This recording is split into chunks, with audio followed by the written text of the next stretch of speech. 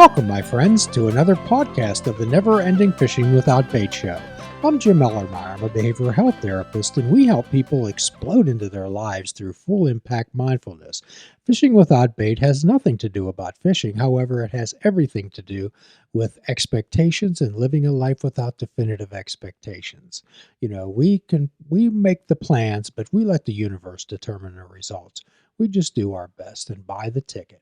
So, if you have a few pixie dust sprinkles of honesty, open-mindedness, and a willingness to try, you're on your way. Welcome aboard. Well, today I'm pleased to be joined by my good friend, co-host, and producer of this program, Mr. Mike.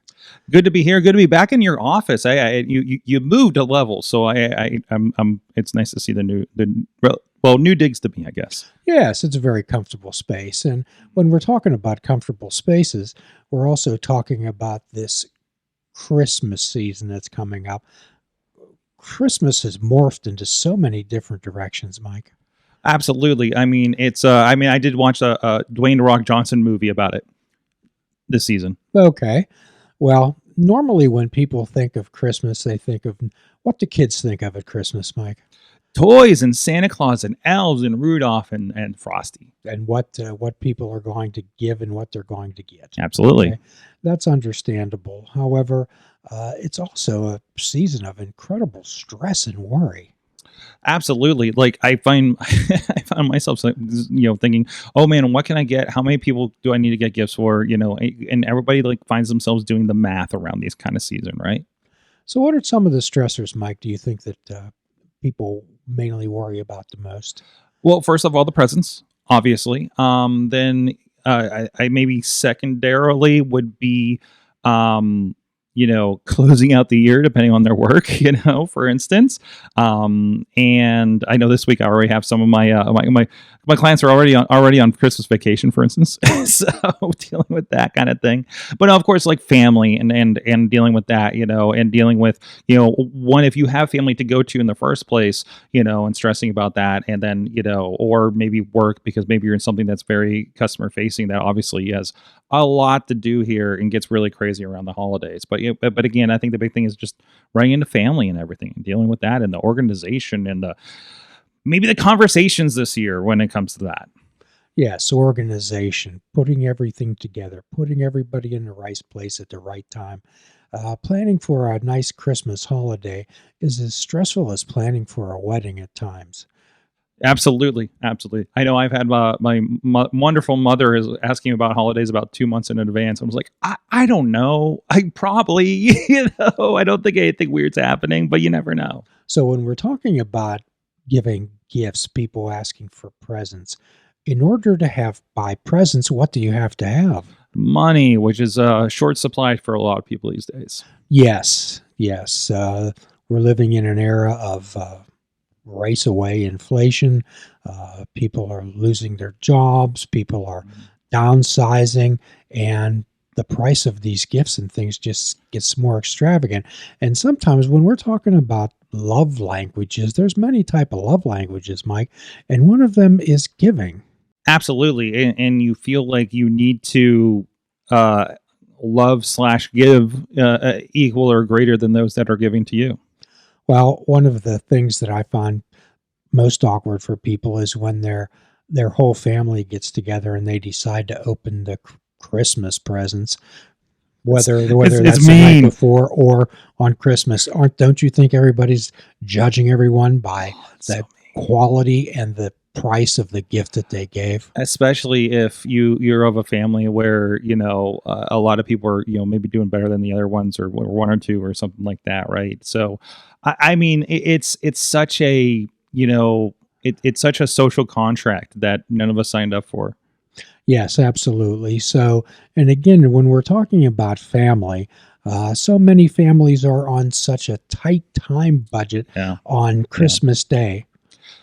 Say I have my brother and my sister-in-law work at Walmart, so it's always literally like, okay, when can we fit you in? Like when can we do this thing? And I think and that's been very difficult. And thankfully, they don't no longer have to go in on Thanksgiving Day, for instance. They finally changed that, but it was really rough for several years there. Well, the idea is, especially if you have younger children, there'll be grandma wars about Oh, who goes for. You go to grandma A or you go to grandma B. Do you yep. eat at grandma B's or do you eat at grandma A's? Mhm. How do you satisfy everybody, Mike? And unfortunately, people just kind of stretch themselves across it. I mean that's just amongst people that, uh, uh, the grandmas are in a relatively, in the same town or in the same county at least. Yes, absolutely. So, our suggestion is fishing without bait. When we talk about these expectations, just because other people have expectations of you doesn't mean that you have to follow them. No, I mean, in those expectations, obviously the family kind of sets those expectations, right? But you don't need to like you can. You're also worried about upsetting the traditions in the apple cart a little bit, aren't you? Well, we don't want to upset traditions, but however, if you have a newer, if you have a younger family, you can set your own traditions. And quite often, what I've suggested with parents with young children with multiple relatives who expect them to be visited Yeah. on that day, Mhm. I would suggest that you invite them to your place if they wanted to see you. And switch it up and be like, hey, you know what? I'll take the responsibility of this. Maybe it's dinner or something. Well, it's absolutely unfair that when everyone sits around and there's a dinner, I don't think they think of all the time and effort that someone, usually one person, put in through to make all that wonderful food. Yeah. And then at the end, the cook will come out and say, "How was it?" And everybody will say, "Oh, it was good." And then they go out and watch football. Mm-hmm. Mm-hmm. And we often talk on this show about adding depth to conversation. Wouldn't it be more meaningful to whoever does the meal, whoever is doing the meal, one person, two person, three persons, to go across the dish and tell how each dish tastes and what you liked especially and what you liked especially about it? No, absolutely. That's a little bit of giving some gratitude and Yes. appreciation. So many people take off like a week or a few days around the Christmas holidays, but is it a break? No, it's just another. There's always the yeah. I need a vacation from my vacation. It's like I need a vacation from those holidays. There's I don't know. It always seems to be that week between, but maybe that's just if you're lucky enough to have that. But man, it's just not. That's the only time if you have that fortune to be able to do that because at least like Absolutely. maybe you have that weekend between Christmas and New Year's or something. So there's a concept of reciprocity, which means that you generally receive what you give. So my suggestion to everyone out there is to slow down, take a look at the situation rather than from it, and be kind and patient with the people in your life. Absolutely. And if I can add on that, I think I know I've been guilty of because again, like, my mother says, hey, we're gonna do this, and I just kind of mostly tag along with things.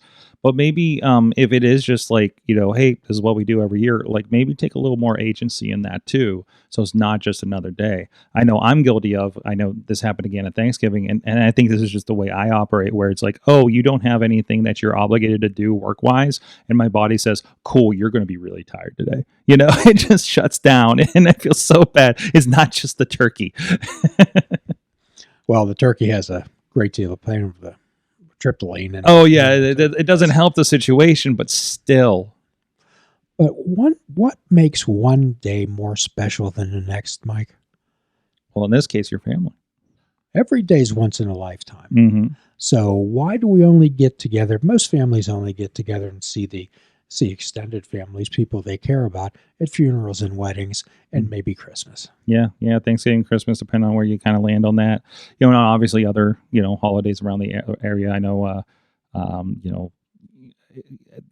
think our friends were kind of meeting up for that we were just talking about before the show, or meeting up for Hanukkah, for instance, with that family. But yeah, I mean, it should be, it's a reason to get together, but trying to find that reason, not just once a year, to be able to pull everybody together would be so helpful for even like hopefully your mindfulness and your roots and your for those and again we are obviously talking about people that are fortunate to still have that family What should we say to those that are kind of struggling to find that right now? Maybe they're in a different city, maybe in just a different familial situation where maybe it's just them, maybe it's just them in another. Yes, this is a time of year not only for celebration, for warmness, for getting together, for goodwill among men. It's also a time of great loneliness for people, Mike. Yeah, absolutely. So, and again, the reciprocity, you get what you give. So a smile costs nothing.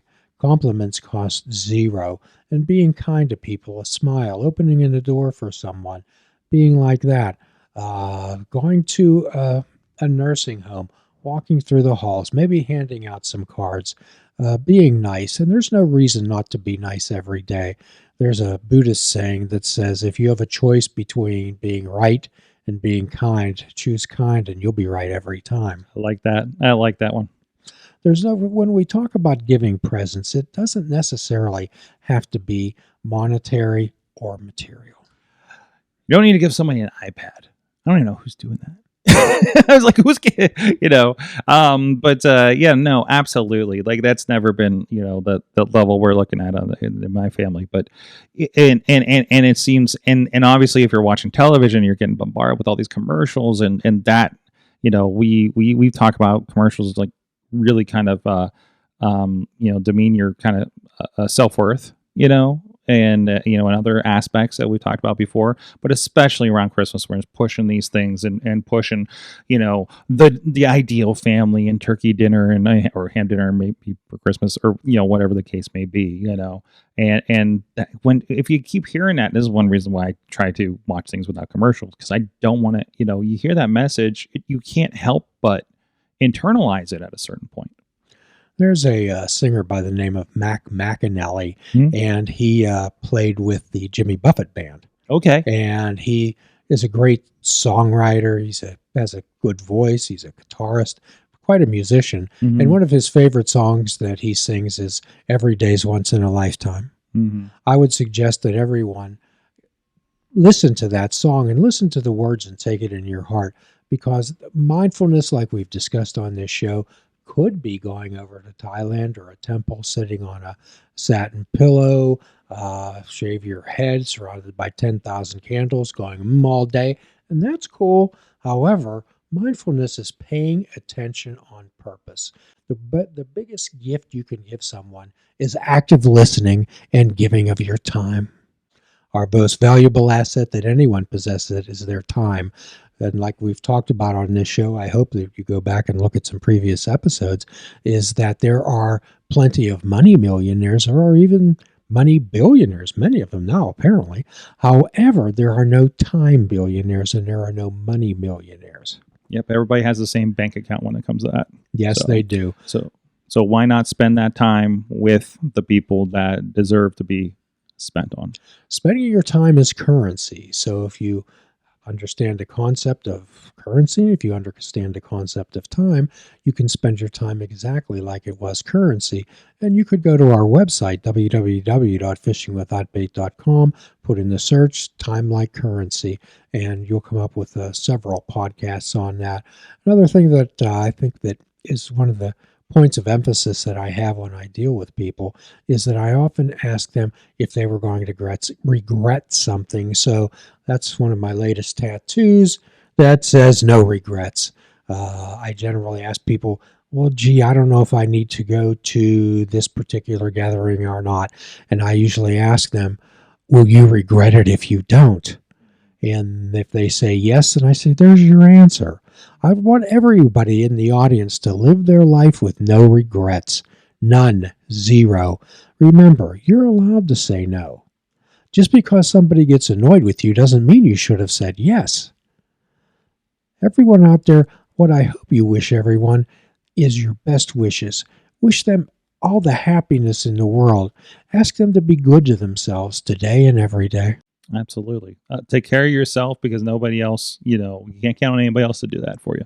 Your health and wellness is 100% your responsibility. And many people feel awkward going to office parties. Many people feel awkward going to family gatherings. Maybe there's some relatives or some people there that you wouldn't invite them normally to an occasion. No. There's always that awkward invite, right? That you feel obligated to do. So you feel patience and tolerance. Build up some patience and tolerance because while you're with them, nothing terrible is going to happen. And if you get excited, if you get anxious, if you get angry, walk out of the room. Absolutely. And be sure to thank everybody in your life for being alive. Be sure to thank everyone in your life for caring about you. One of the most sincere gifts that you can give someone is thank someone for caring so much about them. And when you do receive a gift, I would suggest that you receive it gratefully and thank the person about it and tell them why you appreciate their gift. One of the most disrespectful things I think that a person can say is when you give somebody something, oh, you shouldn't have bought me that. Oh, that's too much. Oh, please take this back. That ever happened to you, Mike? No, not to that extent. No. Sometimes that happens. Mm-hmm. Okay. Mm-hmm. Now, I would suggest when someone gives you a gift, receive it graciously. And normally, when you ask, if you are fortunate enough to have parents in your life, and you ask them what they would like for Christmas, what would they like? What would bring some joy into their life? What do they generally say? Just you being there. Yeah. Nothing. I don't need anything. I don't need anything. Have you heard that one? Oh, I've gotten that one. Yes. So you want to make something a thoughtful gift, and it doesn't have to be something material. Spending an afternoon with someone, taking them to a movie, taking them to a park, maybe reuniting them with an old friend, sending them a card once a week. There's a lost art of sending cards in the mail. Yes. People certainly love to receive cards in the mail because sending an email, sending an electronic card is such a mindless task. Do you find yourself, a lot of people in my personal professional circle will send text messages, and everything, at least the day of, and say, "Hey, happy holiday, thinking of you," at the very least. Well, one of the ways to reach people immediately, and a number of people, is to text them. But make sure that you give them a heartfelt message, not just a, "Hey, hope you have a good day." Yeah, absolutely. So what I would like and what we would like on our show is to wish everyone a blessed day, a blessed every day. Like we talk about, have a good day, have a good every day, my friends. And with that, we're going to wrap up this podcast for the Christmas season for this year, Mike. Absolutely. We'll have a few messages, and of course, we'll have messages every day on our social media throughout the holidays. But generally, we'll see you in this relative capacity in 2025. We will, and we're entering into next year. We'll be on our 500th podcast, Mike. Yeah, very soon in the next year. Yes, absolutely. So at the end of every podcast, we offer a free prescription that you can cash anywhere. And that's fruits, nuts, and vegetables. And unplug your television and take up fishing. And for a truly mindful experience, we suggest that you fish without bait. Do a kindness for another and do a kindness for yourself. Forgive another and forgive yourself. Till all are free, none are free. And if we're all not the Creator's children, then none of us are. Namaste, my friends. Please check out our website at fishingwithoutbait.com, where you can listen to the show, comment on our discussions, and find out where you can subscribe to our podcast. If you're interested in flying the colors of Fishing Without Bait, click the shop icon on our website. We have clothing, mugs, cell phone cases, and so much more. Show the world that you fish without bait. This show is a member of the Sorgatron Media Podcast Network. Find out more at sorgatronmedia.com.